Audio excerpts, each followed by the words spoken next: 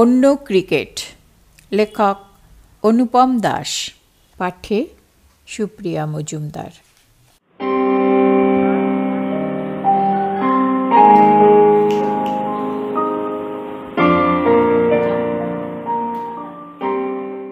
বর্তমান সময়ে ভারতের সবচেয়ে জনপ্রিয় খেলা কি?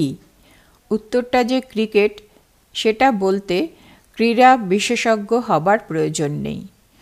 1983 সালে ভারত বিশ্বকাপ ক্রিকেট জেতার আগে মানুষের মনে হকি এবং ফুটবলের জনপ্রিয়তা ছিল তুঙ্গে। বিশ্বসেরার সম্মান অন্য খেলাগুলিকে পিছনে ফেলে ক্রিকেটকে জনপ্রিয়তার শীর্ষে নিয়ে আসে। এই সময় থেকে ক্রিকেটের বিপণন বাড়তে শুরু করে এবং গত শতাব্দীর 90-এর দশক থেকে ক্রিকেট হয়ে ওঠে ভারতের সর্বাধিক জনপ্রিয় খেলা। এই 30 বছরে ভারতবাসীর কাছে ক্রিকেট একটি নিছক খেলা হিসেবে সীমিত থাকেনি, এ যেন এক উৎসব হয়ে উঠেছে। 22 গজ পিচের উপর ব্যাট আর বলের লড়াই দেখার জন্য দূর দূরান্ত থেকে মানুষ এসে গ্যালারি কানায় কানায় পূর্ণ করে তোলেন। ক্রিকেট ম্যাচ সবার পক্ষে সবসময় মাঠে গিয়ে দেখা সম্ভব হয় না, তাই মাঠের খেলাকে সরাসরি বিশ্বের সমস্ত প্রান্তের মানুষের কাছে পৌঁছে দেওয়ার জন্য এখন নানান মাধ্যম রয়েছে। ইন্টারনেট, দূরদর্শন এবং রেডিও তার মধ্যে অন্যতম। এই মাধ্যমগুলির মধ্যে রেডিও দৃষ্টিহীন মানুষদের কাছে অন্যতম প্রধান মাধ্যম, কারণ রেডিওর ধারাভাষ্যকারের বর্ণনা শুনে দৃষ্টিহীনরা মনে মনে সরাসরি পৌঁছে যান খেলার মাঠে, আর ধারাভাষ্যকারের চোখ দিয়েই তারা খেলা দেখেন। এমন প্রশ্ন অনেকের মনেই আসতে পারে, দৃষ্টিহীনরা কি ক্রিকেট খেলতে পারেন? চোখে না দেখতে পেলে কি কখনো ক্রিকেট খেলা যায়? দৃষ্টিহীনদের ক্রিকেট খেলার কথা শুনলেই অনেকে হয়তো আতঙ্কিত হয়ে বলবেন, আমার আত্মীয়ের চোখটা ক্রিকেট খেলতে গিয়েই নষ্ট হলো।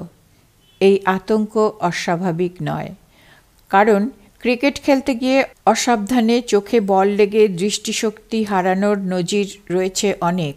যাই হোক, একথা আমরা অনেকেই জানি। দৃষ্টিহীনরাও আন্তর্জাতিক ক্রিকেট খেলেন, তবে সাধারণ ক্রিকেটের সঙ্গে তার সঙ্গত কারণেই বেশ কিছুটা তফাৎ রয়েছে।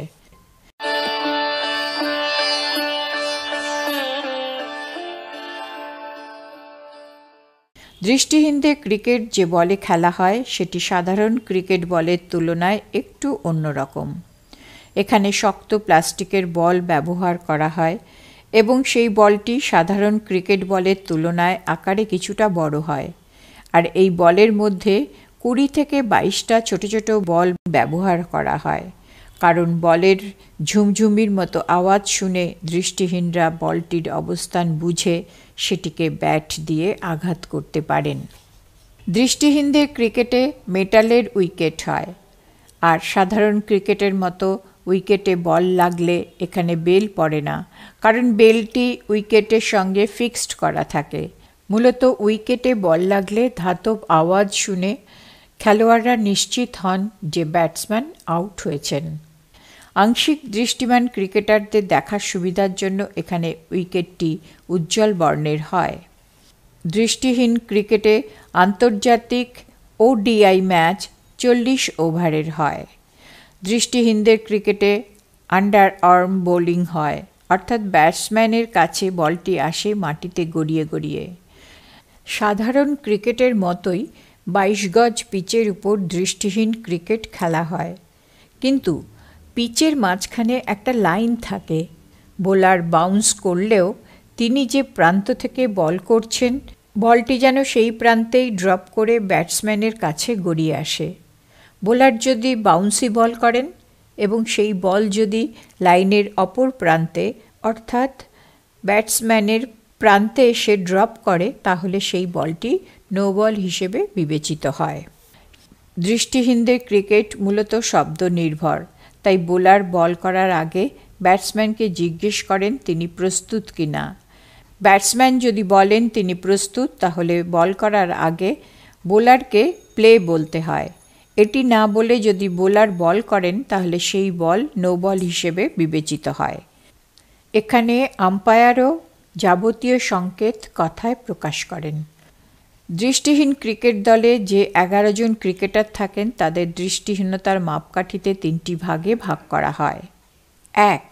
B1 সম্পূর্ণ দৃষ্টিহীন ক্রিকেটাররা এই শ্রেণীর অন্তর্ভুক্ত। একটি দলে 4 জন এই শ্রেণীর ক্রিকেটার থাকেন। 2. B2 75% দৃষ্টিহীনতা অথবা 2/60 ভিশন যাদের, তারা B2 শ্রেণীর অন্তর্ভুক্ত। একটি দলে 3 জন এই ধরনের ক্রিকেটার থাকেন। 3. B3 যাদের দৃষ্টিহীনতার মান 40% বেশি অথবা যাদের ভিশন 6/6, তারা B3 শ্রেণীর অন্তর্ভুক্ত। একটি দলে এই ধরনের ক্রিকেটার থাকেন 4 জন। সম্পূর্ণ দৃষ্টিহীন ক্রিকেটারদের জন্য বিশেষ কিছু নিয়মকানুন রয়েছে, যেমন তারা যে রান সংগ্রহ করেন স্কোরবোর্ডে তার দ্বিগুণ রান গণনা করা হয়। সম্পূর্ণ দৃষ্টিহীন ক্রিকেটারেরা B3 শ্রেণীর মধ্যে থেকে একজনকে রানার নিতে পারেন। ব্যাটসম্যানের মারা বল একবার মাটিতে স্পর্শ করার পর যদি সম্পূর্ণ দৃষ্টিহীন কোনো ফিল্ডার তালুবন্দি করেন তাহলে ব্যাটসম্যান ক্যাচ আউট বলে বিবেচিত হন। আন্তর্জাতিক নিয়ম অনুযায়ী একটি ইনিংসে মোট নির্দিষ্ট ওভারে 40% ওভার B1 শ্রেণীর বোলারকে দিয়ে বল করানো বাধ্যতামূলক। দলে সম্পূর্ণ দৃষ্টিহীন ক্রিকেটারের গ্রহণযোগ্যতা যাতে এতটুকু খর্ব না হয় তাই বিশেষ এই ব্যবস্থাগুলি গ্রহণ করা হয়। দৃষ্টিহীন ক্রিকেটের সূচনা যখন হয়েছিল তখনও বিশ্ব ক্রিকেটে ডন ব্র্যাডম্যানের রাজত্ব শুরু হয়নি।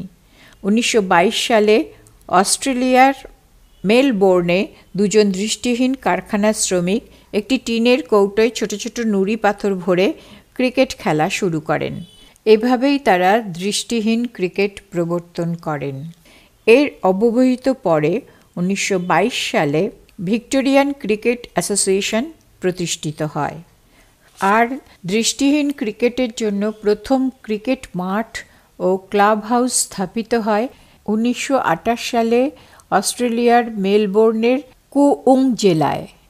এরপর থেকে বিশ্বের বিভিন্ন দেশে দৃষ্টিহীন ক্রিকেট খেলা শুরু হয়। ভারতবর্ষে সুসংহতভাবে দৃষ্টিহীন ক্রিকেট শুরু হয় গত শতাব্দীর 80-র দশক থেকে।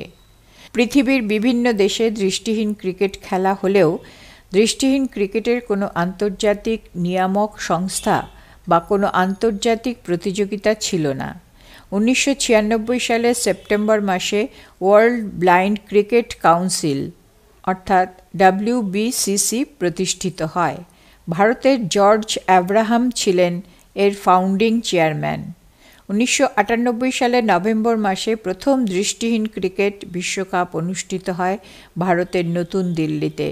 সেবার দক্ষিণ আফ্রিকা চ্যাম্পিয়ন হয়েছিল। এ পর্যন্ত দৃষ্টিহীন ক্রিকেটে মোট 7টি বিশ্বকাপ আয়োজিত হয়েছে, তার মধ্যে 5টি ODI এবং 2টি T20। এর মধ্যে ভারত মোট 2টি ODI এবং 2টি T20 বিশ্বকাপ জিতেছে। বর্তমানে পৃথিবীর মোট 10টি দেশে নিয়মিতভাবে দৃষ্টিহীন ক্রিকেট খেলা হয়। দেশগুলি হল Bharat, Bangladesh, Pakistan, Sri Lanka, Nepal, West Indies, Australia, দক্ষিণ আফ্রিকা, ইংল্যান্ড, নিউজিল্যান্ড। সামগ্রিকভাবে প্রচারের অভাবে দৃষ্টিহীন ক্রিকেট বিশেষ জনপ্রিয় হয়নি, তাই বহুজাতিক সংস্থাগুলি এখানে তেমন করে অর্থ বিনিয়োগ করে না।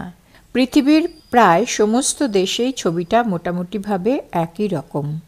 আমাদের দেশে দক্ষিণ ভারতের কয়েকটি রাজ্য এবং দিল্লি ও হরিয়ানায় যেসব দৃষ্টিহীন ক্রিকেটাররা আন্তর্জাতিক ক্রিকেট খেলেন, সরকার তাদের নানাভাবে সাহায্য করেন। এইসব রাজ্য তাদের মধ্যে অনেককে সরকারি চাকরিও দিয়ে থাকে।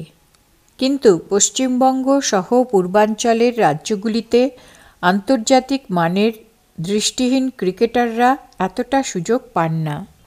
অদূর ভবিষ্যতে দৃষ্টিহীন ক্রিকেটাররা আর্থিক স্বাচ্ছন্দ্য পাবেন কিনা, দৃষ্টিহীন ক্রিকেট প্রচারের আলোয় আসবে কিনা সে কথা বলা শক্ত। তবে দৃষ্টিহীন ক্রিকেটাররা যখন খেলার মাঠে নামেন তখন তাদের মধ্যে সাধারণ ক্রিকেটারদের মতো আর্থিক স্বাচ্ছন্দ্যের আকাঙ্ক্ষা কিংবা তথাকথিত সেলিব্রিটি হয়ে উঠবার উচ্চাশা থাকে না, বরং তারা খেলার মধ্যে যে অকৃত্রিম আবেগ ও অনাবিল আনন্দ রয়েছে সেটাই সমস্ত অন্তর দিয়ে উপভোগ করেন।